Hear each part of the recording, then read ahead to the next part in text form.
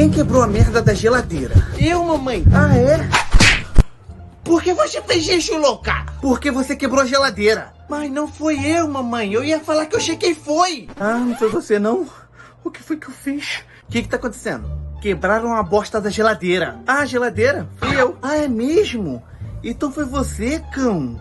Eu tô com mau procedimento. Agora tu apanha. Michael Jackson. Pedrinho, meu amor, você tá bem, meu nenê? Ai, mamãe, eu tô pior que o Neymar, tá doendo tudo. Aonde está doendo, amor de mamãe? A cara e o resto, mamãe. Eu sei como, Pedrinho, fazer parar de doer. Gélio, maninho, como? Assim.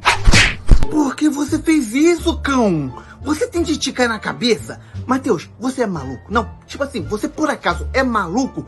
Porque sem mais sem menos você vai ter no seu irmão. Você é algum doente mental, Matheus? Pelo amor de Deus, você saiu de algum hospício que eu não sei? Vejam só, a véia tá cheia de gírias. Véia, é a tua mãe, cão. Balé. Ai, mamãe, que dor.